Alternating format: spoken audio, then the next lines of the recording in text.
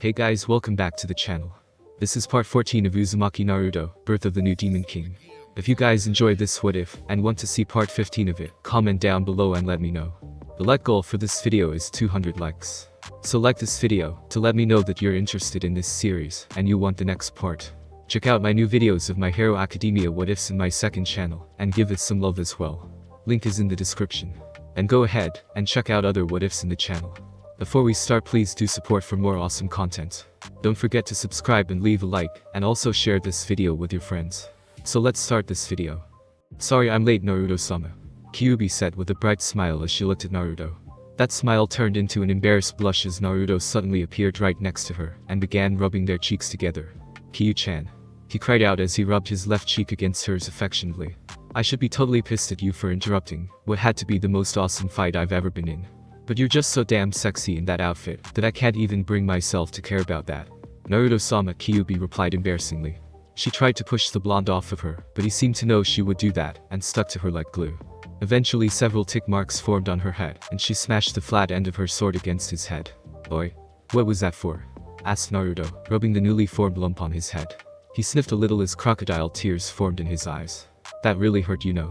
That was for embarrassing me, Kyuubi said, not falling for his games.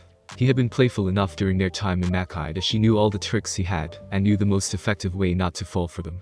For example, when he began to form those false tears in his eyes, it was best to just ignore him as you would a child. He would stop eventually, she just had to be patient. But I miss you. More tears began pouring out of his eyes. However, Kyuubi just rolled hers. He had tried the fake tears before and it hadn't worked then. What made the blonde think it would work now? Yes, and I miss you too, Kyuubi said, giving him a quick peck on the lips. Now, you're in a battle, remember? Oh right, Naruto grinned almost sheepishly as he turned to face the 3S rank ninja who were staring at the two uncertainly. Your sexiness made me forget all about them. Kyuubi rolled her eyes as she placed the blunt end of her no-dachi on her shoulder. I'm sure. Naruto turned back to the group and gave them a smirk. Now, how about we continue right where we left off? The 3S rank shinobi just stared at the blonde in the red head, blinking owlishly as different thoughts went through their head. Naruto-sama. That was the first thing that crossed Kasame's mind as he saw the hot red head that just came strolling into the middle of their fight with the kick-ass looking sword. Why is it always these vision and pretty boys who get all the girls? Everywhere they went he never got any looks, other than the oh my god he's blue and has gills kind of looks. It was always Itachi who got the girls swooning over him. And he never did anything to the girls making cow eyes at him. Just ignored them like he did everyone else. Damn that Itachi. Now this brat, who despite looking much older than his 13 years was still only 13, and had the hottest female Kasame had ever seen in his life calling him Naruto-sama. It just wasn't fair. He was an all-powerful S-rank shinobi wanted in Kiri for killing a number of their nobility. Wasn't that worth something? Didn't he have the badass thing going for him? Why wasn't that enough to get the chicks? It's the gills, isn't it? Kasame lamented. Or maybe it was because he was blue. He could never figure it out. Meanwhile, Itachi was analyzing everything that had happened so far since the battle had begun. Out of all of Akatsuki members who came to capture the blonde former Jinchuriki, not that Naruto was aware of their actual reason for fighting him. He was the one who could see Naruto with the most clarity. And what he saw disturbed him. Having assumed he was using the Kyuubi's Yaoki when that reddish-black energy began leaking out, Itachi had activated his Mingekyo in the hopes he could use the Sharinga's latent ability to suppress the Kyuubi. Unlike Madara's famed ability in manipulating the Kyuubi, Itachi's could not do that, but it could push it back. However, when he activated his Mingekyo and got ready, he saw that the power Naruto was using was not the Kyuubi's. It was all his own. The reddish-black energy, that could not be anything other than some kind of demonic chakra, belonged solely to Naruto. Even worse, the feeling Itachi got from the Yaoki being put out by the blonde was much stronger than what he had felt that night 13 years ago when the Kyuubi attacked Konoha. It did not have the killing intent, nor the bloodlust that the Kyuubi had during the attack. No, this was just pure unadulterated power. More power than anything Itachi had ever felt in his life. And it was this which disturbed him more than anything else. He turned his attention to the red head and his eyes widened. Though he could sense she was suppressing her power greatly, he could see it rolling off her in subtle waves with his Sharingan. A red energy that was far more powerful than him, Kakazu and Kasame combined. The only thing they had to be thankful for was that the girl's power was not as strong as Naruto's. Not that this knowledge was much of a consolation prize. For just a second, the image of a raging nine-tailed fox appeared behind her. Itachi's eyes widened, and in the next second it disappeared, leaving him wondering if there might be a problem with his Sharingan, because what he had just seen should not be possible. Possible or not, Itachi was no longer confident of their chances of victory. Naruto had been keeping pace with them, and already killed one of their members, and he didn't seem winded in the least. That meant if they wanted to survive the day they only had one option available to them. Kasame, Kakazu, Itachi said. The situation has become unfavorable. We must retreat. What? Kasame asked, looking at his partner. Oh, come on Itachi. Surely just because this babe's been added to the equation doesn't mean we should give up. We have been at a disadvantage since the beginning, Kasame, Itachi said. Even with the information leader Sama gave us on the Rinnegan, we had no clue about his other powers. It's clear continuing to fight at this moment is ill-advised. TCH, alright, Kasame grumbled. He looked over at Naruto and grinned. Looks like it's your lucky day, Squirt. We won't be able to rumble with you anymore. Hahaha. Naruto laughed. You shouldn't speak so confidently after what Itachi just said. The blonde grinned and tapped his ears. I heard the entire conversation. Do me a favor, tell your leader that if he wants something done, he should gather more people. Oh, and he should probably come here himself. If he's strong enough that S-rank ninja are following, then he'd probably give me a good fight. Kasame smirked. Heh, we'll be sure to remember that. As the three ninja disappeared, Kyuubi turned to Naruto with a raised eyebrow. You're just letting them go. Yep, Naruto replied, his nonchalance making Kyuubi gain a tick mark on her head. With you here, killing them would have been too easy. Hopefully, when they show up again I'll get an even better fight. Figures that was your reason, Kyuubi muttered. You're just like Raizen and Sama, always looking for a better fight. You say that like it's a bad thing, Naruto joked. It's not a bad thing, I just don't think it's conducive to your health, Kyuubi replied. Well, in order to get stronger I need to fight, right? Said Naruto. So if I let them go it gives them the opportunity to get stronger and give me a better fight. As far as I can see it's a win-win situation, I get a good fight, and they get to live longer. Kyuubi rolled her eyes but didn't reply, his answer was exactly what she expected. Like Raizen, Naruto loved battle, and if given the option of letting an opponent live, so they could give him a better fight another day, he would do so every time. You'll be pleased to know that I've informed the Kitsune clan council of your existence, Kyuubi said, smoothly changing the subject. And? Everything is in place, she answered. We're currently gathering members of the clan that have been scattered across Makai. It will take a while as the demon world is a big place, but I'm confident that we'll find all of the members within a year. I've also spoken with them about becoming your personal summons. Many seem intrigued by the idea. I take it if you don't, said Naruto. Some seem to think it's beneath us, Kyuubi said with a frown. She might have said more, but their conversation was interrupted by the arrival of Shikamaru and the rest of his squad. The three ninja plus 3 dogs ran up to them and stopped just a few feet away. Damn, troublesome blonde, Shikamaru muttered. You know we caught your explosions from the city. Perhaps you could go a little farther out next time. You nearly caused a panic with the civilians.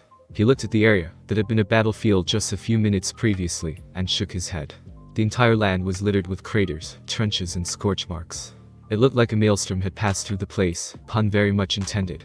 And did you have to destroy the entire place? Man, this is so troublesome. Oops, Naruto said sheepishly. Guess I got a bit carried away. Won't happen again.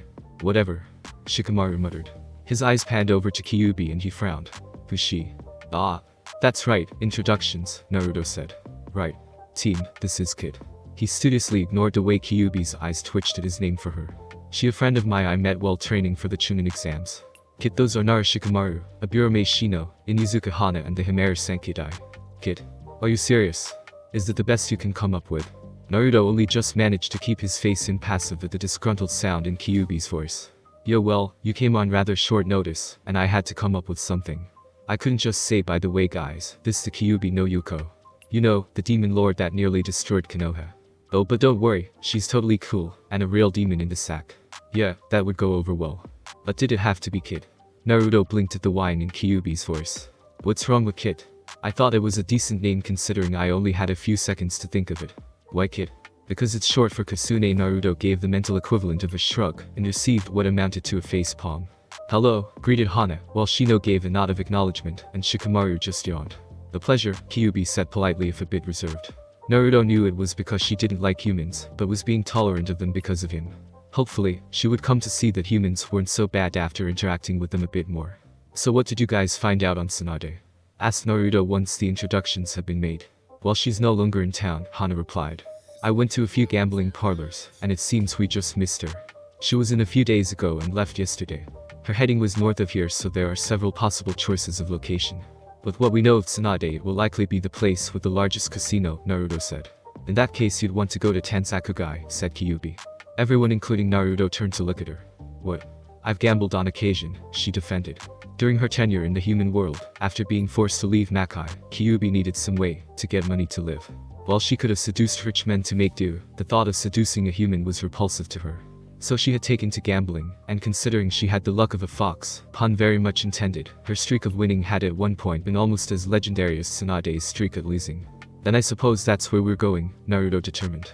We'll rest up in a hotel tonight and make our way to Tanzakugai tomorrow. With Naruto's decision made, the group plus Kyuubi made their way back into the town to find a place to sleep. As they walked through the town, Naruto found that Shikamaru was correct. Everyone seemed to be talking about the large and rather destructive battle that Naruto had with Itachi and the other S-rank ninja. Naruto wasn't sure if they knew he was the one in the battle, or if it was just the fact that he was wearing his ninja garb, but many of the people were looking at him, or perhaps the group in general as they moved.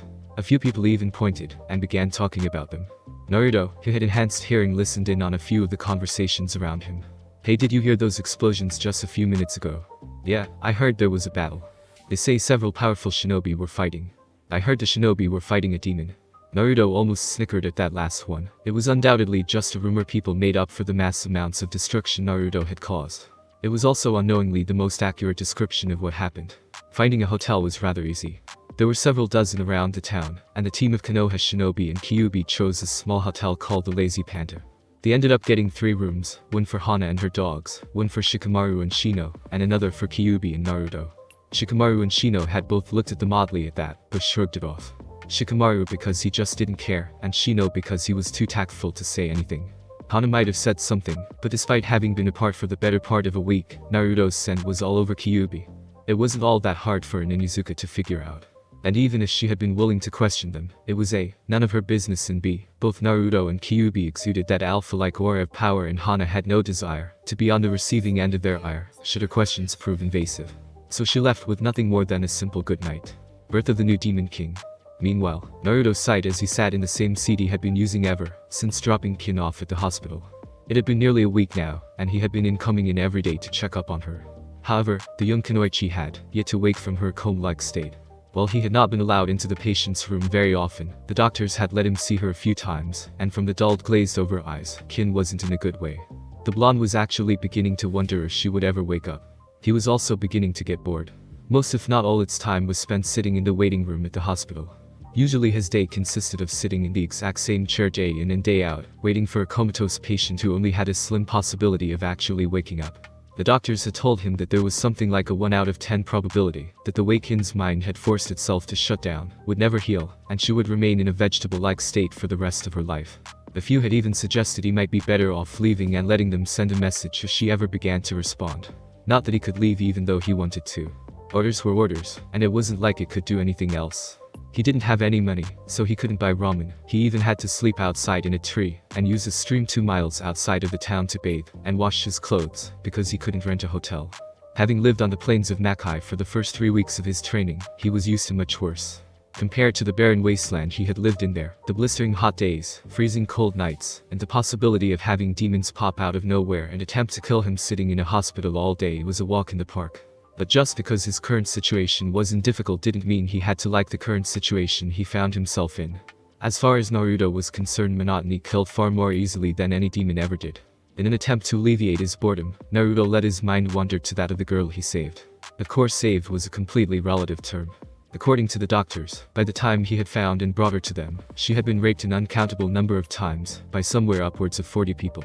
It was difficult for them to know for sure. The doctors here were good, but they weren't shinobi. They had no medical jutsu that would let them know just how bad a wound is, or anything specific information on their patient's problem. And they had told him that much of the sperm the men using Kin had shot into were unidentifiable, because the cells had more or less meshed together, likely due to her being used by different people one after the other, they said.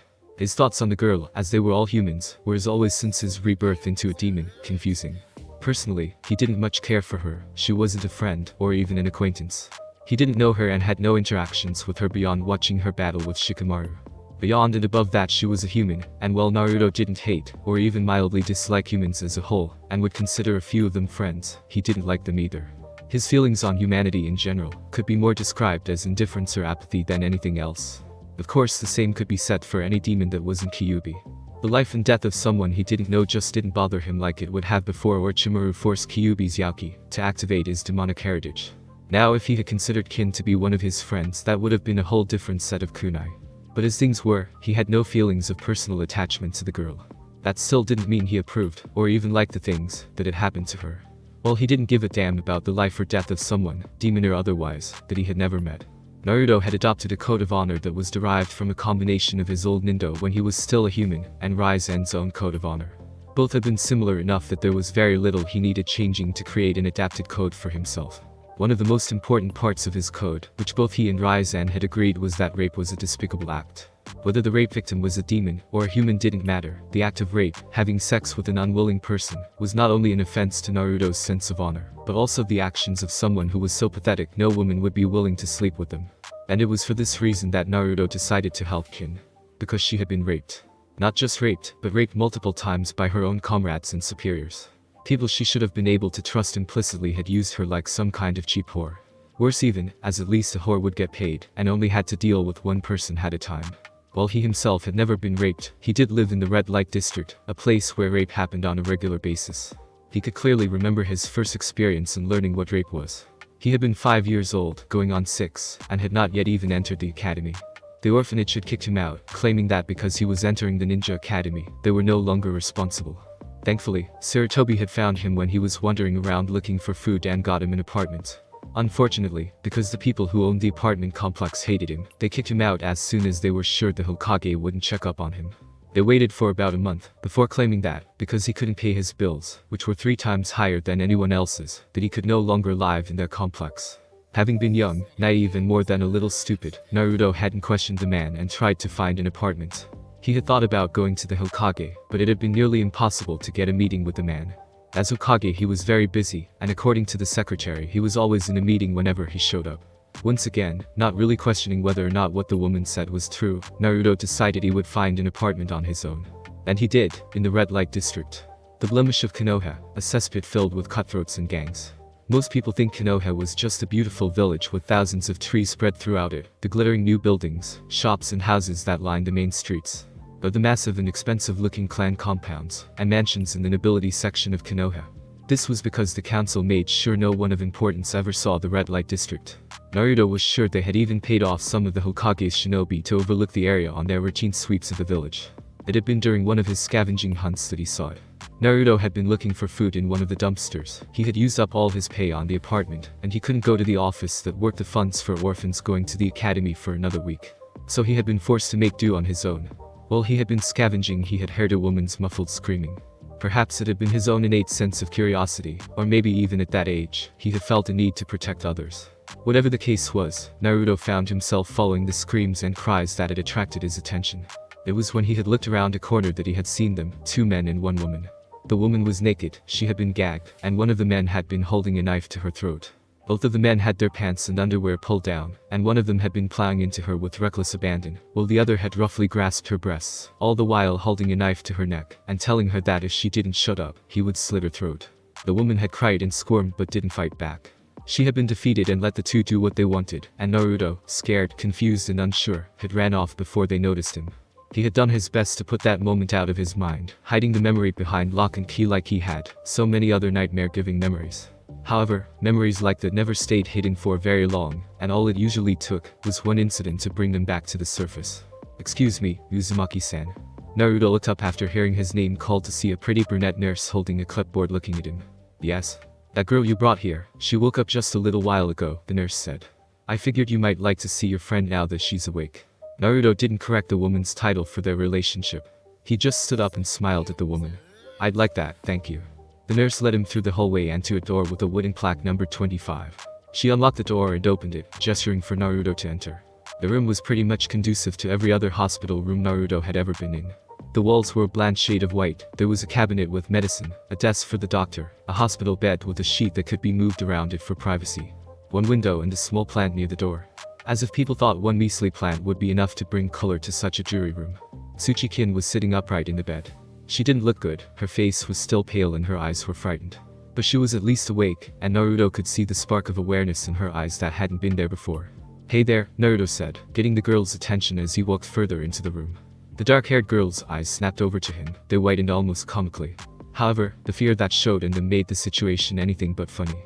The kind of fear that the dark-haired girl held in her eyes was almost overpowering, and seemed like an instinctual reaction, rather than the logical kind of fear a shinobi might use to push their senses and physical bodies to the limit in order to escape death. Kin let out a loud shriek, both of pain and fear as she dove into the bed. Naruto blinked, not at all expecting that kind of reaction. He walked a few more steps into the room. "Hey, are you alright?" Before he could finish his last sentence, Kin began screaming again, though this time words were involved. "Please don't hurt me. I promise I'll be good. I won't fail him again. I promise. Just please don't hurt me."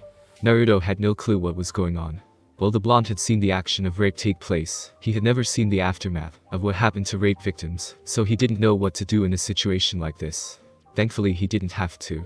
The screams must have alerted the people working in the building, for a few seconds later a female doctor and 2 nurses, both female as well, entered.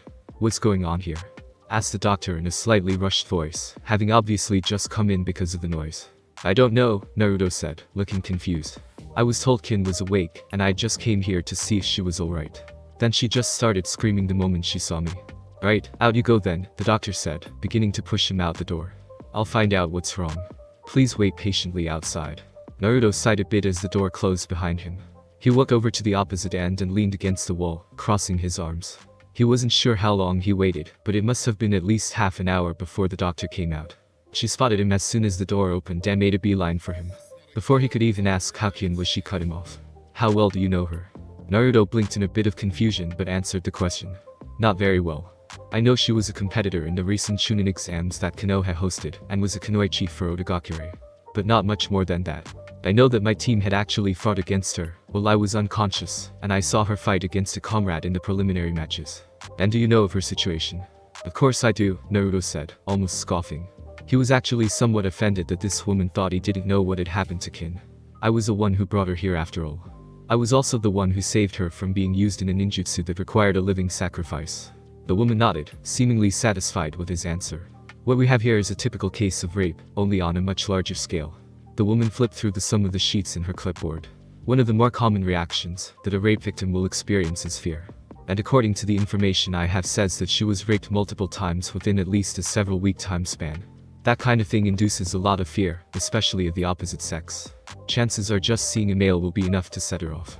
"What else can you tell me about this?" asked Naruto, knowing that the more information he had, the better if he would be to deal with this. "Fear will probably be the most pervasive feeling she experiences," said the doctor. "Fear about their environment, about their health, about their personal relationships. Rape between people who know each other is especially likely to cause suspicions about personal relationships. In fact, there is some evidence that the better the victim knows the assailant, the greater is the devastation to her personal life. This is because an attack by a friend or acquaintance can cause someone to suspect even those she had previously trusted.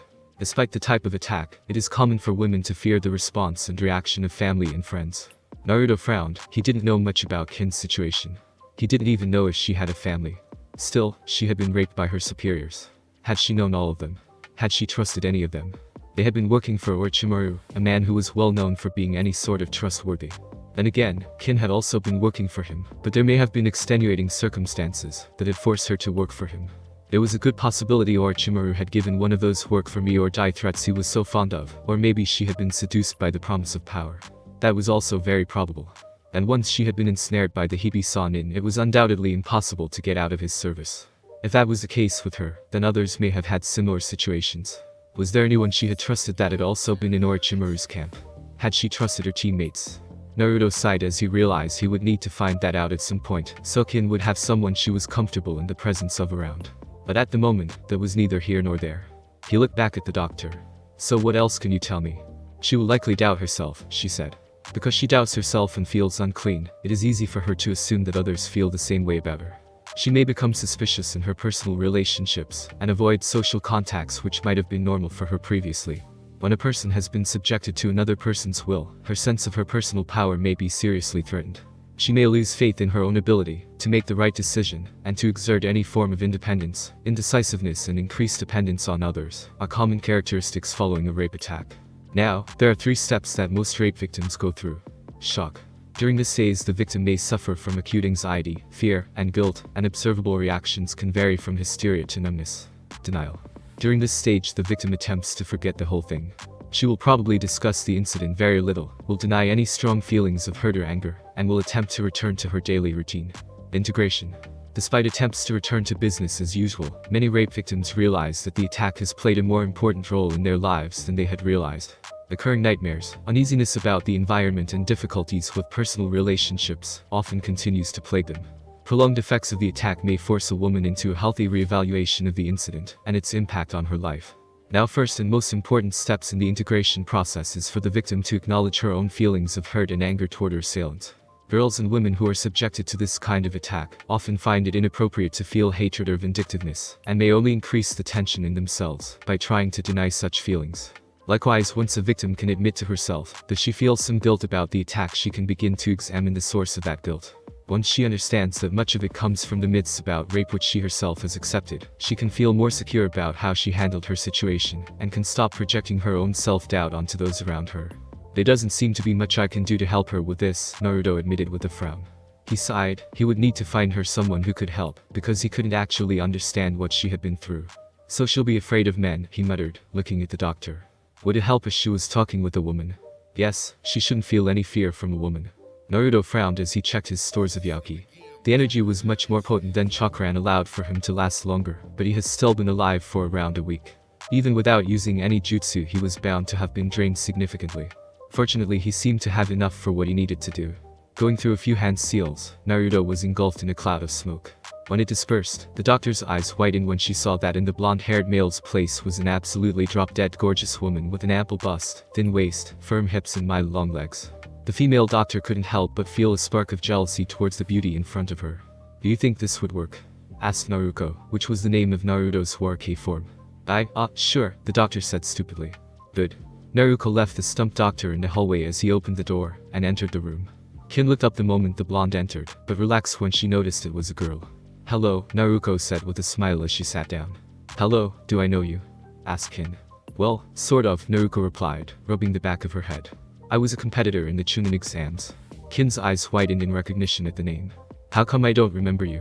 Oh, you do, Naruto replied. I'm sure of it, in fact, your team even fought my team. Kin's brows furrowed in thought as she heard Naruto's words. She couldn't remember fighting this girl during the Chunin Exams. Naruto seemed to notice this and said, I'll give you a hint, it was during the second stage. The second stage? Kin blinked. But the only blonde girl we fought during the second stage was that Yamanaka. I don't even remember seeing you. Oh, I didn't say you fought me, just my team, Naruto said with a smile.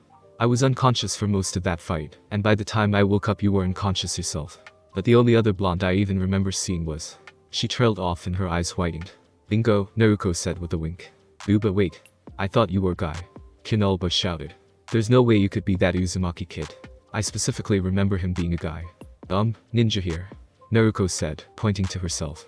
Kin blinked at the answer. She looked at Naruto, her brow furrowed. Reaching out, she grabbed a handful of Naruto's breasts, eliciting a squeak of surprise. What are you doing? These are definitely real, Kin said.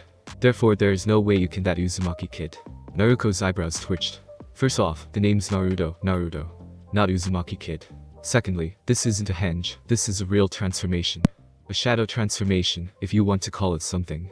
So this is a real transformation, asked Kin, frowning some more. Yep. Naruto said, swiping a thumb under her nose as she grinned proudly. It was a decidedly Naruto action. I was playing around with the hand seals, trying to find out how they work. I'd been channeling my chakra, and I guess I wasn't paying attention to that, because the next thing I knew I was a woman. So you're really a woman, asked Kin. Well, in this form. Yes. Kin nodded, as if she had been expecting that answer. And why would you transform into a girl? Naruto looked at her and tilted her head. Because when I came in here in my guy form you flipped. The doctor told me it was because. She trailed off, coughing into her hand before continuing. Anyways, I figured you'd be more comfortable with me in this form than my other one. Oh? Kin had to blink in surprise at that answer. Especially when she realized that despite knowing the person in front of her was a man in some kind of super transformation, she actually was comfortable with her. Or as comfortable as she could be in the presence of a complete stranger. Well, thank you for being so considerate, I guess. No problem. Naruto said cheerfully. And now that we have all these questions out of the way, I have a few things to tell you. Kin raised an eyebrow, like Orochimaru is dead, and I'm the one who killed him. Kin nearly choked on her own spit at hearing those words. She looked at Naruto, to see the girl was dead serious.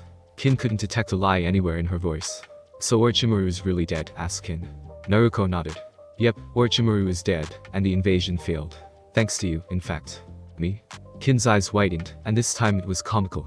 Naruto almost giggled at seeing the way the other girl's jaw dropped. Aha, Naruto nodded her head. You see, I was going back to Konoha from my training when I ran into the place you were being, kept. She noticed Kin winced but continued. After I saved you, I interrogated the shinobi there and found out about the invasion. So really, the whole reason the invasion failed was because of you. I guess that makes sense, Kin mumbled. She looked down at her hands, which were trembling slightly. Naruto noticed this and leaned down to see the girl's face, and was surprised to see tears. Hey, are you okay? Asked Naruto. Come on, please don't cry. Even in this form I could never stand seeing a girl cry. I think it's even worse in this form because I feel so much more emotional. Kin seemed to giggle, or Naruto thought she did. It was a very strange sound. Naruto wondered if she had done or said something wrong. But when the dark-haired girl looked at the blonde, there was a smile on her face. Thank you, Kin muttered, wiping at her eyes. It took Naruto a moment to realize what Kin was thanking her for. But when she did, Naruto smiled as well. You're welcome. Now, I was hoping to ask you something, and seeing how I doubt you're going to want to go back to Odo. Kin interrupted her with a snort, and Naruto smiled. I thought so. Anyways, I have a proposition for you, that I want you to think about. Kin looked at Naruto oddly for a moment. What is it? She asked, causing Naruto to smile. Well, birth of the new Demon King. For the rest of the night, Aburame Shino, Inizuka Hana, Narushikamaru, and everyone else who had gotten a room to stay the night at the Lazy Panda Inn, was subject to the moans and screams of pleasure from Naruto and Kyuubi until well into the morning. Within her room, Inizuka Hana and her ninkin were forced to listen to Naruto and Kyuubi rutting like dogs in heat. Thanks to their strong hearing, the cries of ecstasy emitting from the pair were nearly 3 times louder to them than anyone else. Hana, red-faced, embarrassed and horny due to the grunts and groans she could hear, she still did her best to block out the sounds of sex. Oh gods. Yes. Right there, Naruto-sama. At a particularly loud shout from Kyuubi, Hana's face took on a shade so red it looked like a solar flare. On either side of the bed, the Himeru Sankidai whimpered and covered their faces with their paws, as if the action would somehow help block out the noises the 2 demons made. I know how you boys feel, Hana said with a groan. If this keeps up, I may have to take a cold shower. The 3 ninkin looked at each other at hearing their master's words and just whimpered some more. Thanks for listening. I do hope you enjoyed. If you want a next part of this video, like, subscribe, and comment down below, and turn on that bell notification. And also check out the other videos that I have created, and enjoy. See you in the next video. Peace.